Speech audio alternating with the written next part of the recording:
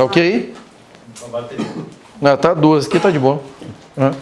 No MPU, minha matéria é uma das mais importantes, TRT, todas essas coisas tudo. Agora, PF faz esse menosprezo com a gente, né?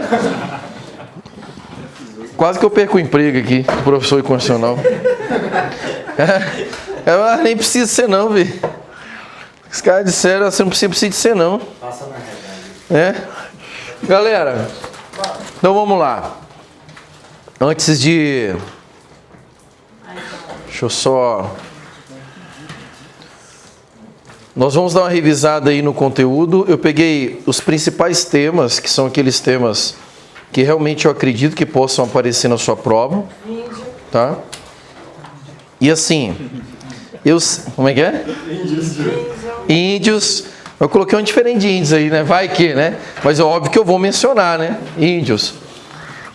Ó, é tipo assim, se manter o padrão que tem vindo nas últimas provas da Polícia Federal desde 2009 para cá, ou seja, são 9 anos, nós temos aí uma expectativa de 5 a 6 questões na sua prova. 5 a 6 questões de constitucional. Nem nada, mas uma faz diferença. Então eu costumo dizer que constitucional tem que ser uma matéria que ela tem que te potencializar, ela tem que te colocar lá para cima. Até porque constitucional é fácil. Tá? Só que o CESP, nas provas da PF, geralmente traz 1 a 2 mais pegadas. Então essas 5 a 6, umas 2 vão fazer você refletir por que você não vê a aula. Vai dar aquele peso na consciência. Puta que pariu. Eu vou estar rindo, obviamente, né? Mas 3 é mole. Quais são as questões moles que vocês vão enfrentar amanhã? Segurança pública, velho. Tu não pode errar nenhuma. Porque segurança pública é idiota. Mas não parece, né? Porque se você lembrar da lista de exercício aqui que a gente fez, né? Idiota, né? Deu para errar. Então, assim, é aquela questão que você precisa ter atenção, cara. Tem que estar focadão lá, tem que ter atenção, porque isso vai fazer diferença. Onde eu acho que o CESP pode pegar e puxar mais? Direitos fundamentais. Direitos fundamentais é um universo que pode vir uma complexidade, pode vir uma doutrina, uma jurisprudência. E ordem social, porque a ordem social é um gigante. Se o CESP quiser inovar e não perguntar índios, né, que ele perguntou nas 2 últimas provas, se ele perguntar qualquer coisa diferente de índios, então ele pode dar uma complicada na nossa vida, tá? Mas eu separei por dicas, e a primeira dica que eu quero dar para vocês é de direitos individuais. Dentro dos direitos individuais, artigo 5º da Constituição, eu acredito sinceramente que pelo menos uma questão das 2 de direitos fundamentais, uma é do 5º, tá? E geralmente essa uma do 5º, ela vem pegada. Ela vem doutrina, ela vem jurisprudência, ou ela vem o texto constitucional rebuscado, tipo, sabe quando ele muda todas as palavras de ordem, que você fala, cara, eu acabei de ler essa porra de letra, tá certo ou errado? Não tem ideia. Você lê e tu fala, não tem ideia. E tu sabe a matéria. Então pode vir uma questão dessa, tá? Qual que é a minha aposta? Gente, é uma aposta que eu tô fazendo. De todos os incisos do artigo 5º, minha aposta é no 12. E por que é no 12? Porque esse é o primeiro concurso que a Polícia Federal está fazendo depois da Lava Jato. Ou seja, a Lava Jato veio, colocou a Polícia Federal, acho que aquele vídeo deixou um pouco essa parada, né? Tipo assim, a Polícia Federal, ela fez isso, velho. E qual que é a atuação da Polícia Federal mais foda na Lava Jato? Cara, ela trabalha diretamente na quebra do sigilo dos dados. Então, quebra do sigilo dos dados, que é onde cai a casa de todo mundo hoje no Brasil. Quebra o sigilo dos dados é minha aposta para a prova de vocês. Então, o que vocês têm que lembrar? Lembrar do texto constitucional. Tem 4 formas de comunicação no texto constitucional. Sigilo telefônico, telegráfico, correspondência e de dados. Lembrar que sigilo de comunicação telefônica, só quem pode determinar a quebra do sigilo? Só juiz. Gente, sigilo da comunicação tem que vir na tua prova. Comunicação telefônica. Se ele jogar sigilo telefônico, ou sigilo bancário, ou sigilo fiscal, aí é dados. Então você tem que ter o cuidado. Entendeu aqui? Então, sigilo bancário, sigilo de dados, sigilo informático, dados. Tá? Sigilo da comunicação telefônica, só juiz. Se for dados, juiz ou CPI, Comissão Parlamentar de Inquérito. Com a possibilidade também do fisco, autoridade fazendária ou autoridade fiscal. Pode vir essas nomenclaturas. O fisco, a autoridade fazendária, a autoridade fiscal, ele pode determinar a quebra de qual sigilo? Bancário, tá? Então, basicamente, a questão da prova vai vir nesse torno. Delegado não pode determinar a quebra, o Ministério Público não pode determinar a quebra, ele pode até requisitar ao juiz a CPI, mas ele não pode determinar a quebra. E o caso que todo mundo confunde e que acha que o Ministério Público quebra o sigilo é quando o Ministério Público tem acesso aos dados bancários, uma investigação em que ele preside, só que ele não tem quebra de sigilo, porque os dados bancários, obrigatoriamente, para o Ministério Público ter acesso sem autorização judicial, tem que ser de ente público. Então, se o dado bancário é de ente público, o Ministério Público precisa pedir autorização judicial, porque os dados são públicos. Esse é um conceito que nós temos, tá? Então, juiz, comunicação telefônica, comunicação de dados, juiz ou CPI, e fisco no caso dos dados bancários. Lembrou disso aqui, mata a prova. Lembrando também que o WhatsApp é comunicação ou dados? Dados, tá? Que é o que tá top para cair em prova hoje, tá? E aí eu coloquei uma questãozinha que caiu agora em 2018 no CESP. As comissões parlamentares de inquérito têm poderes para decretar a quebra do sigilo fiscal, mas não bancário. Certo ou errado? Errado. Certo ou errado? Você explicou agora, mas... Depende. Você é mala, velho. Depende, né? Depende. Gente, questão errada, né? Por quê? Porque juiz e CPI quebra qualquer sigilo de dado. Tá? Juiz ou CPI, qualquer sigilo de dado. Dado fiscal, dado bancário, dado informático... Falou dado telefônico, juiz ou CPI, beleza? Tá? Então, questão errada, porque ele falou aqui que a CPI pode quebrar o sigilo fiscal, mas não pode bancário, lógico que pode. Ok? A minha segunda aposta, e eu dividi aqui o artigo 5º em duas apostas, são remédios constitucionais. Os remédios constitucionais sempre são uma ótima questão, velho, não tem como. Tanto que as últimas provas da PF já tivemos questões aí de remédio. 2 remédios eu aposto para a prova de vocês. Habeas corpus, não tem como não apostar em habeas corpus, porque o habeas corpus é um remédio, né? E mandado de injunção. E por que eu aposto no mandado de injunção? Porque o mandado de injunção, ele, depois da última prova, pela primeira vez ele foi regulamentado. E o mandado de injunção ainda é novo, a regulamentação dele é nova, então para cair em prova está um prato cheio, tá? Habeas corpus, gente, vamos lá. Você já sabe que habeas corpus protege a liberdade de locomoção. Qualquer restrição da liberdade de locomoção? Não. Ela tem que ser com ilegalidade ou abuso de poder. Então, se o CESP contar a historinha, tu vai procurar o quê? Ilegalidade ou abuso de poder na questão. Se não tiver, não cabe habeas corpus. Cabe qualquer outra coisa. Habeas corpus não. Tá? E você tem que lembrar também que o habeas corpus ele pode ser preventivo, ou seja, você pode prevenir a restrição, ou você pode usar o habeas corpus depois que a restrição já ocorreu, que é o repressivo. Tudo bem? Gente, atenção para os detalhes. Quem pode entrar com habeas corpus? Qualquer pessoa. Menor de idade pode? Pode. Louco pode? Pode. Pessoa jurídica pode? Pode. Então, cuidado, hein? Isso aqui é uma questão ótima. Pessoa jurídica pode impetrar habeas corpus. Pessoa jurídica pode ser paciente de habeas corpus? Não, ela pode impetrar, mas ela não pode ser paciente. Guarde isso aí, tá? Outra coisa que é importante. Habeas corpus coletivo. O STF decidiu esse ano que é possível habeas corpus coletivo. Guarde isso, tá? É possível habeas corpus coletivo. Outra questão interessante. Não cabe habeas corpus em punição disciplinar militar. Essa questão cai o tempo todo no CESP.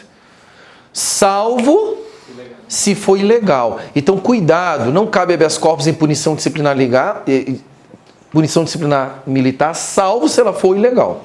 Tá? Lembrando que o CESP gosta de trocar a palavra militar por regime castrense, né? É um termo que ele gosta de utilizar lá, tá? Cuidado com isso aí. Outra questão, caiu agora, faz 2 semanas. Não cabe habeas corpus em processo de impeachment. Ok? Não cabe habeas corpus quando a penalidade aplicada é pecuniária, ou seja, pena de multa. Não cabe habeas corpus. Tá? Não cabe habeas corpus em PAD, procedimento administrativo disciplinar. Guarde isso. Ok? Mas o mais legal de todos, que é aquele que sempre te foge. Quebra do sigilo da comunicação telefônica. Cabe habeas corpus? Sim. Cabe. Então, cuidado com isso, tá? Quebra do sigilo da comunicação telefônica. Ilegal, habeas corpus. Daniel, o que tem a ver? É porque a quebra do sigilo de comunicação telefônica só pode ocorrer se tiver investigação criminal e instrução processual penal. Ou seja, tem que ter crime. Se tem que ter crime, o cara pode correr o risco de ser preso. Se ele corre o risco de ser preso, ele pode entrar com habeas corpus preventivo. Essa é a ideia. Tá? Então, cuidado com o habeas corpus aí. Em relação ao mandado de junção é aquele remédio que tem como objetivo suprir a ausência de norma regulamentadora que torna inviável o exercício de direitos. Mandado de injunção só entra quando a norma constitucional for de eficácia limitada. Ela tem que ser uma norma de eficácia limitada, senão não tem como você entrar com mandado de injunção. Ou seja, ela tem que faltar regulamentação, ela tem que depender de regulamentação. Quais foram os 2 pontos que eu tenho batido aí, eu acho que são bons para cair na sua prova agora, sobre o mandado de injunção? Primeiro, o efeito definido pela lei. Em regra, qual é o efeito produzido quando alguém entra com mandado de injunção? Em regra, o efeito é para quem entra. Chamamos isso no direito de inter partes. Então, em regra, o efeito do mandado de injunção é para quem entra. Inter partes. Se eu entrei com mandado de injunção, ele me beneficia. Só que a própria lei diz que, se o juiz quiser, ele pode ampliar o efeito. E aí ele vai ampliar esse efeito, dando efeito erga omnes. Entenderam a ideia? Tá? Então, regra, inter partes. Excepcionalmente, erga omnes. Aí eu coloquei uma questãozinha aí para vocês, uma questãozinha que trabalha exatamente com mandado de junção. A decisão que concede mandado de junção, em regra, gera efeito ultra partes. Certo ou errado? Errado, né? Porque ultra partes, ele está dizendo, vai além das partes. Tá? Então é inter partes, é entre as partes, só para quem entrou com a ação. Tá? Então cuidado, questão 2 aí, errada.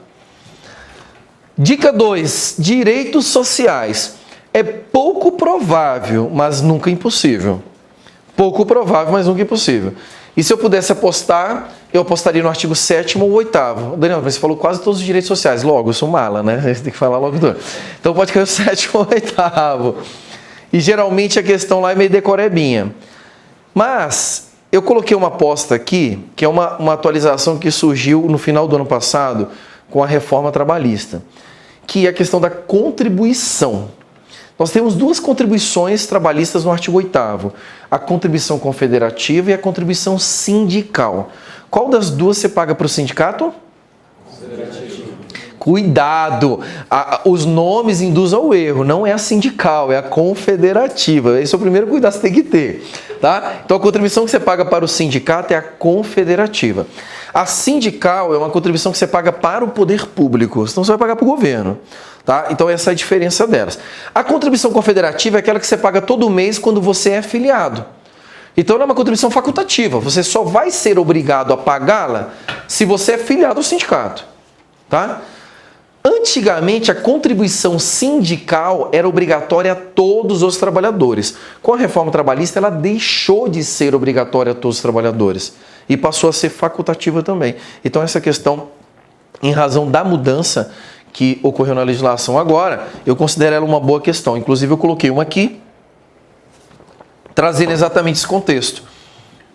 A contribuição confederativa é obrigatória a todos os trabalhadores sindicalizados, enquanto que a contribuição sindical é obrigatória a todos os trabalhadores, independentemente da filiação sindical. Certo ou errado? Errado, né? Esse é o entendimento antigo, não vale mais. Então, quando você faz questões do CESP, você encontra esse tema lá, que você vai encontrar exatamente esse elemento lá. Então, tem que ter cuidado com isso aqui, que é uma novidade, seria a minha aposta aí para a tua prova sobre direitos sociais. Tudo bem? As duas estão facultativas, né? As duas estão facultativas. Hoje é isso aí. Dica 3, nacionalidade. Gente, o CESP, nas provas da PF, gosta muito de nacionalidade. Então, eu não duvidaria uma questão de nacionalidade na sua prova. Seria exatamente uma das minhas apostas. Uma do artigo 5º e uma de nacionalidade. Primeiro que nós tivemos mudança aí com a revogação do Estatuto Estrangeiro, e entrada em vigor aí da Lei de Imigração, e eles podem forçar um pouco nesse sentido, considerando que a Polícia Federal é uma das instituições, como a gente até viu naquele filmezinho que eu passei para vocês, ela é uma das instituições que é responsável por esse setor de imigração. Inclusive é a chamada Polícia de Fronteira, né? E aí o que é importante na parte de nacionalidade? Tudo. Tá? Nacionalidade, o artigo 12, todo ele, sem exceção, é importante para as provas. Então, a primeira coisa que você tem que saber é diferenciar as regras de nacionalidade originária e secundária saber quando o cara pode ser brasileiro nato, quando ele vai ser naturalizado. Então, ter clareza sobre aquelas regrinhas do artigo 12 lá. Cargos privativos brasileiro nato já caíram 2 vezes em prova da Polícia Federal, tá? Sempre eles adoram perguntar. Vamos lá comigo, todo mundo lá. Quais são os cargos privativos brasileiro nato? É idiota, vamos lá. Presidente e vice-presidente da República, presidente da Câmara, presidente do Senado, ministro do STF, carreira diplomática, oficial das Forças Armadas, ministro de Estado da Defesa. Isso tem que estar na tua cabeça. O que não está nessa lista e pode ser cobrado na prova, como cargo privativo brasileiro nato. Oi? Exatamente. Presidente do TSE, Tribunal Superior Eleitoral, ele obrigatoriamente tem que ser o ministro do STF. Então sempre vai ser um cargo privativo brasileiro nato. Presidente do Conselho Nacional de Justiça, sempre será o ministro do STF. Sempre será o presidente do STF, cargo privativo brasileiro nato. Tá? Outra coisa que eu peço você ter cuidado, o CESP gosta, e o CESP é uma das únicas bancas que fazem isso. Quando ele fala oficial das Forças Armadas, ele gosta de trazer a patente do peão.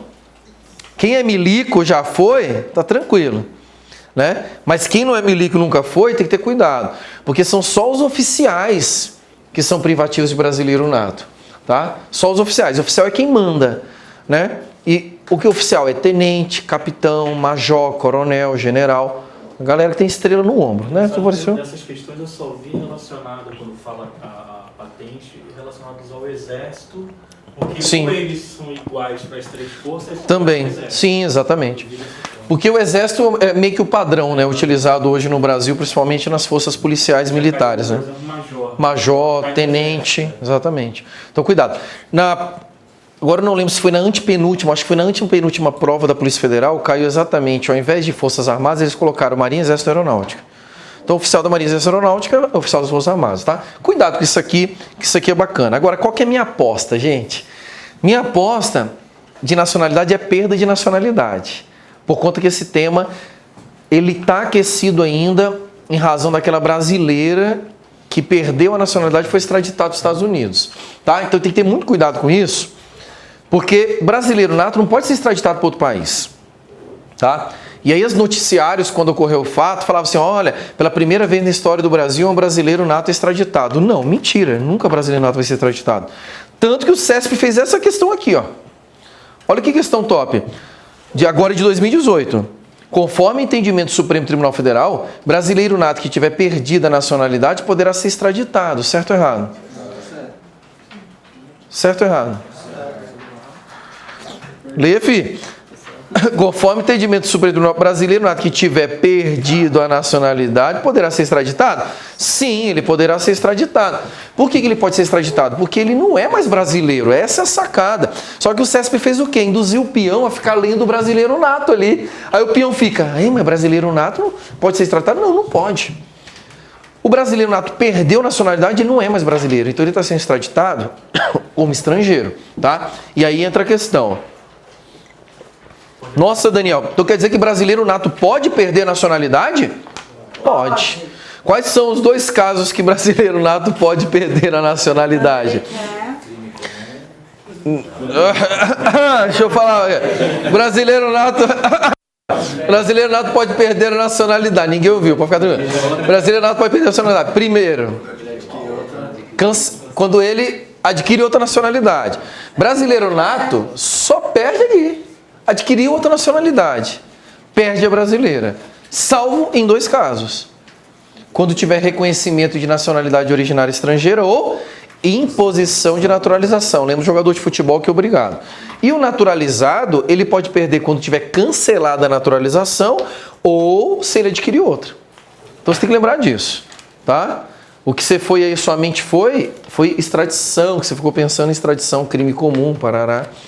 Né? Então, cuidar para não viajar na maionese lá, tá? Pode fazer um gancho também na parte eleitoral, né? Uma vez ele perdeu o nato e não é nem mais brasileiro. Perdeu nacionalidade, também perde direitos políticos, né? Por isso que uma das perdas de direito político é exatamente cancelamento de naturalização, né? Então, perde também, tá? Essa é a minha aposta aí. É uma questão maravilhosa e o CESP ainda está trazendo ela, trouxe poucas vezes, mas já trouxe, tá? Dica 4.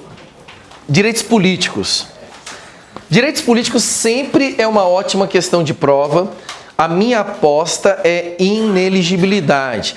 E por que minha aposta é ineligibilidade? Porque o brasileiro não tem ideia dessas regras. Tanto não tem ideia dessas regras que a própria mídia manipulou todos os brasileiros agora em relação ao Lula. As pessoas falam assim, mas o Lula ele não pode ser eleito porque ele perdeu os direitos, ele está com os direitos políticos suspensos porque ele está condenado criminalmente. Para tudo. Para suspender direito político, a condenação criminal tem que ser transitada em julgado. E o Lula não está condenado a transitar julgado. Mas ele se tornou inelegível por quê? Ficha limpa. É outra regra. Então esse tema ele está na mídia. E temas que estão na mídia e são confusos, são ótimos. Então se eu puder apostar uma questão na sua prova, eu apostaria ineligibilidade. Mais especificamente, porque em época de eleição agora, sempre tem aquele político que quer fazer o vagabundão. O político vagabundo, ele quer dar um jeito de colocar parente, quer dar um jeito de fazer o gabiru, né? E aí o TSE vai lá, não pode. E aí a inelegibilidade do parágrafo 7º do artigo 14, que é a inelegibilidade reflexa. Ela é ótima para cair em prova. Às vezes nem um caso concreto, só repetir o texto constitucional lá já está ótimo para cair em prova. E aí eu peço que você tenha bastante cuidado. E veja essa questão aí que caiu no CESP sobre inelegibilidade reflexa. Cônjuge de governador de determinado estado será inelegível nesse mesmo estado, salvo se a sociedade ou vínculo conjugal se dissolver no decorrer do mandato. Certo ou errado? Errado. Certo ou errado? Errado, né, gente? Por que errado? Súmula vinculante do Supremo, né? Que diz que a dissolução do vínculo conjugal durante o mandato não extingue a inelegibilidade. Mas você tem que ter bastante cuidado com a inelegibilidade reflexa, porque você tem que lembrar que o cara é inelegível no território onde o parente dele é o titular do cargo, e o cargo tem que ser do executivo. Então o cara é prefeito, governador ou presidente, e ele torna inelegível cônjuge ou parente até segundo grau para qualquer cargo eletivo naquele território. Então, acontece no Brasil o tempo todo, neguinho colocando filho para ser eleito. Então pode trazer um caso concreto como esse aqui, fica top. O próprio prefeito agora de São Caetano, né, tá com filho candidato a deputado estadual, eu acho, né? Candidato a deputado estadual. E aí, pode? O cara é prefeito aqui em São Caetano. Tá dentro do estado de São Paulo. O filho dele pode ser candidato a deputado estadual no estado de São Paulo? Não é porque tá lá, gente, que pode, tá? Porque não pode matar, as pessoas matam, sabia? Tá? Pode ou não pode? Pode. Por quê? Porque o pai dele torna o filho dele inelegível apenas no município. Então você tem que ter essa visãozinha da inelegibilidade reflexa, é uma boa questão que eu considero para a prova nesse momento que o Brasil está vivendo, tá? Dica 5, partidos políticos. Gente, eu não resisto, mas essa é uma outra aposta forte que eu tenho, que é do partido político, por causa da emenda 97, que é uma das últimas emendas constitucionais que alteraram o texto do artigo 17. E o CESP ainda não cobrou. Eu chego a arrepio, velho, quando eu penso. O CESP não cobrou, então ele pode cobrar agora, tá top para cobrar, porque o tema tá novo. E o artigo 17 ele foi alterado profundamente, trazendo basicamente duas regras.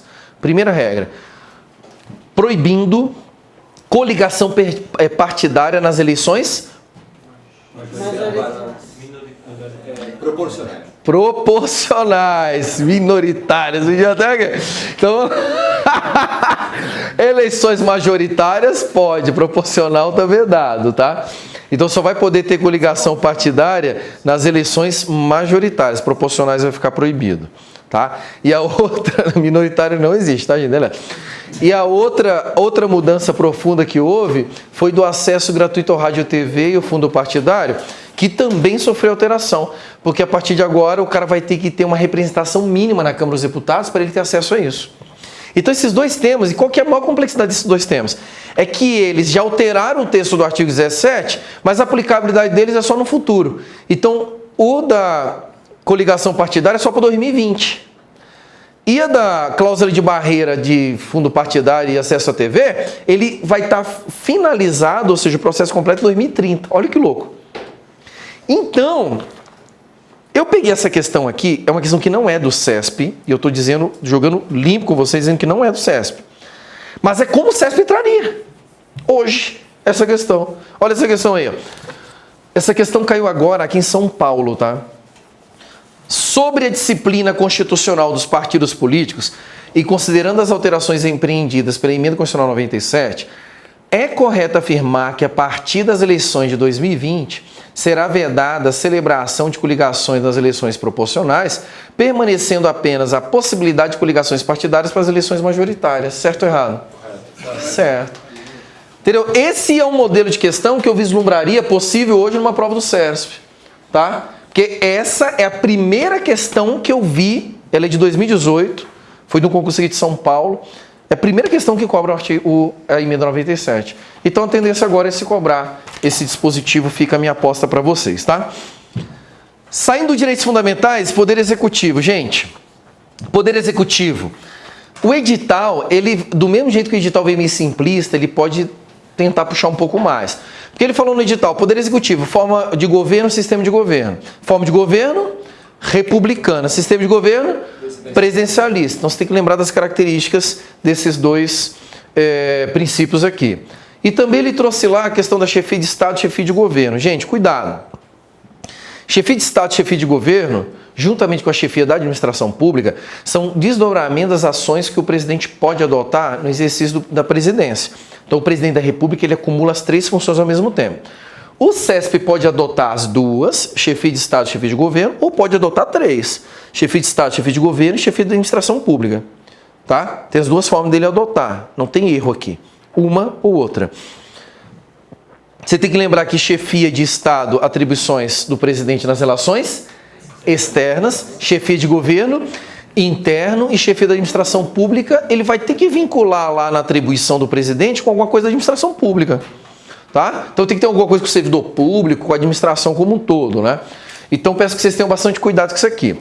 E aí esses dois princípios, tanto o presidencialismo quanto o princípio republicano, eles nos induzem ao artigo 84, no que tange as atribuições.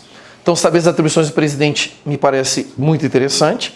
E responsabilidade do presidente, por conta de ser essa uma das características do princípio republicano. Então peço que vocês tenham cuidado com o processo de impeachment, que ainda tem se tornado aí um alvo de questões de prova. Lembrando que na última prova da PF caiu exatamente a questão de impeachment, que foi a questão que foi anulada porque o CESP cagou e colocou o gabarito errado, como na última prova não tinha alteração de gabarito, tiveram que anular uma questão de graça, que era puro texto constitucional. Foi uma das questões fáceis da prova da PF. E aí, eu coloquei essa questãozinha aqui para vocês, de atribuição, que eu achei ela muito bem feitinha, gente. Olha essa questão boa essa aqui. CESP 2018. A Constituição Federal de 88 elenca como atribuição do presidente da República celebrar e referendar acordos internacionais na condição de chefe de Estado. Top! Certo ou errado? Errado. É top? Tô dizendo que ela é top pra caralho. Você leu, você falou, idiota. Aí depois você leu, você falou, eita, velho, questão top. E olha que questão simples. Ela é de atribuição. Certo ou errado? Errado. Por que está errado? Gente, essa atribuição de celebrar tratados e acordos internacionais é função de chefe de Estado, sim ou não? Sim. Sim, acabei de falar, chefe de Estado, relação internacional. O erro da questão está no verbo referendar. Porque para o presidente compete apenas celebrar, referendar o Congresso. Olha que foda essa questão. Só que aí a questão distrai a atenção do peão, que aí o peão pensa que, opa, tratado internacional, chefe de Estado. Pronto, já sei. Entendeu? E o erro estava no meio ali, encolhidinho ali, o referendar. Presidente? Topíssimo, tá? Topíssimo. Leitura do artigo 84 com a pegadinha clássica lá. Entendeu, Bisonho? Entendeu? É só celebrar que ele faz outras coisas também. O presidente? Celebrar tratados internacionais. A função dele é ir lá e assinar o acordo lá. Pum, aí volta. Tá? Aí vai para o Congresso referenda. Você viu questão? É uma questão simples, mas que na hora da prova, se o Bisonho piscar o olho, ele erra. E é de atribuição. Bom, modelinho top aqui para ganhar na tua prova. Dica 7, gente, segurança pública. Gente, duas questões na sua prova, são seus presentes para a prova amanhã. Se tu quiser começar por constitucional, inclusive é um ótimo conselho dado por mim, né? Porque eu começaria por constitucional, óbvio, que é a única matéria que eu sei. Eu sempre começo por constitucional. Eu começaria por constitucional e eu já começaria pelas questões de segurança pública. Porque, velho, não tem o que perguntar. O CESP, ele tem uma produção limitadíssima de questões. Limitadíssimas. E a tendência, já que são duas, a tendência é que tenha a ver com a PF. Então ele vai trabalhar em cima das atribuições da Polícia Federal, você tem que se tocar lá das atribuições da PF. Tá? Onde está o ponto sensível da atribuição da PF? Função de exclusividade, gente. A exclusividade da atribuição da PF diz respeito apenas à função de polícia judiciária. Lembrar disso. Mas você tem que lembrar também que a PF faz policiamento de fronteira, marítimo, aeroportuário. Então você tem que lembrar disso aqui, tá? E lembrar também, dentre as atribuições para investigar, que a Polícia Federal investiga qualquer crime da União, suas fundações autárquicas, autarquias e fundações públicas, empresas públicas, mas não investiga crime cometido contra sociedade de economia mista. Então, sociedade de economia mista da União não será investigada em regra pela Polícia Federal. E aí a minha aposta, uma questão vindo aí, considerando a Lava Jato, compete, tipo, se ele trouxe assim, em regra, compete à Polícia Federal investigar um crime cometido contra a Petrobras. Certo ou errado? Errado, porque a Petrobras é uma sociedade de economia mista da União e a Polícia Federal só está investigando a Petrobras na Lava Jato porque é um crime que tem repercussão internacional, interestadual, exige repressão uniforme, então você tem outros elementos. Então, por favor, tenham cuidado com isso aqui, tá? Empresa pública, ok. Empresa pública, ok. Então, se ela brinca lá com você, por exemplo, o crime é contra a Caixa Econômica Federal, ok, contra o Banco do Brasil, não. Aí vai ser Polícia Civil. Me parece uma ótima questão. E aí eu coloquei essa questãozinha aqui para vocês, que acabou de cair na BIM, né? Para aqueles que fizeram a BIM e ainda estão sentindo a dor, né? O punk, aí ó, tava lá, te olhando essa questão. A exclusividade atribuída pela Constituição Federal de 88 à Polícia Federal para exercício das funções de Polícia Judiciária da União impede a realização de atividade de investigação criminal pelo Ministério Público. Certo ou errado? Certo ou errado? Erradíssimo, gente, são autônomos, tá? Então, a Polícia Federal, ela tem a função exclusiva de investigar crimes cometidos na União? Sim. Mas o Ministério Público também tem, porque ele é o titular da ação penal. Então, ele pode investigar, independentemente da Polícia Federal ter essa atribuição constitucional, tá? Questãozinha errada, mas olha o nível da questão. Questão que é um nível mais alto. Qual que é outra questão também que abalou as estruturas de muita gente que caiu esse ano, duas já, em 2018, no CESP? Guarda Municipal. Essa é a minha outra aposta. Guarda Municipal, gente. Guarda Municipal é polícia? Não. Guarda Municipal é órgão de segurança pública? Não. Guarda Municipal faz policiamento ostensivo? Não. Guarda Municipal tem atribuições de polícia ostensiva? Não. Guarda Municipal tem poder de polícia de trânsito? Sim. Sim. Então, cuidado para não confundir. Guarda Municipal não é polícia e Guarda Municipal tem poder de polícia. Porque Guarda Municipal tem poder de polícia. Sai fazendo baderna aqui em São Caetano que você vai conhecer o que a Guarda Municipal pode fazer. Que o bicho pega. Ganharam as motos novas agora, estão tudo, ó. Tem até bike agora. Bike, moto e carro novo. Pode chegar lá, ó, mão na cabeça, quero te abordar aí? Poder de polícia. Pode falar assim, ó, você não pode vir para cá? Poder de polícia. É polícia? Não. Então, muito cuidado com a Guarda Municipal, fica a minha dica também. E aí, ordem social, última dica, dica 8. Se vierem 6 questões, eles cobrem todo o edital. Se vierem 5, como era antigamente, eles alternavam executivo e ordem social. Então, se vier 5 questões amanhã, ele pode escolher uma questão de executivo ou uma de ordem social. Se vier 6, aí vem ordem social e executivo, porque as outras duas, historicamente, sempre vêm. Ordem social, cai seguridade, cai meio ambiente, cai família e cai índio. Primeira aposta, índio. Minha primeira aposta, eu estou sentindo que vai cair uma questão de... Não vou cair no mesmo erro do outro, né?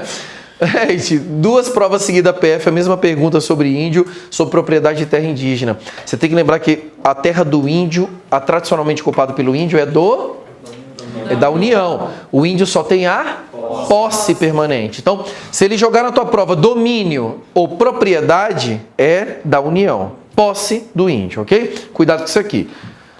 Outra aposta que eu tenho, família. Lembrar, gente, ficar ligado aí, principalmente nessas relações familiares mais modernas, advindas das relações homoafetivas, que é onde nós temos a maior parte da jurisprudência construída.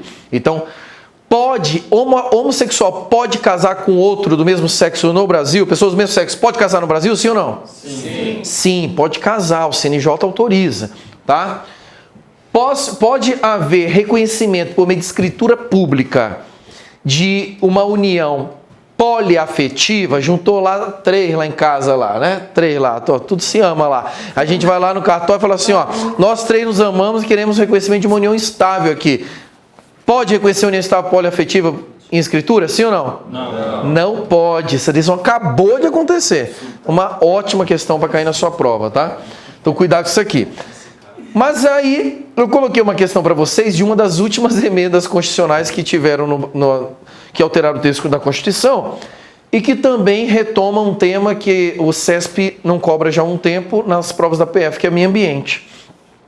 Considerando que a primeira lotação da maior parte de vocês será no meio ambiente, mais selvagem possível, né? Amém, amém, amém, fica. Faca na caveira, eu quero comer minhoca e isso aí, né? Minhoca e casca de árvore. Ó, então pode vir uma questão de meio ambiente, aí eu trouxe essa aqui, ó, gente, caiu 2 vezes em 2018. Pode vir a terceira? Pode, tá? A Constituição Federal veda práticas desportivas que utilizem animais, mesmo que elas se deem no âmbito de manifestações culturais que integrem o patrimônio cultural brasileiro. Certo ou errado? Errado. Certo ou errado? Errado, por quê? Porque a Constituição foi inserida no seu texto exatamente a possibilidade de a realização das atividades esportivas envolvendo animais, tá? Que são vaquejadas, rodeios, não é considerado constitucional. Essa é uma questão nova que pode aparecer na sua prova. Beleza as dicas? Sim! Só mais 1 minuto aqui com vocês, só pra gente fechar com chave de ouro esse dia.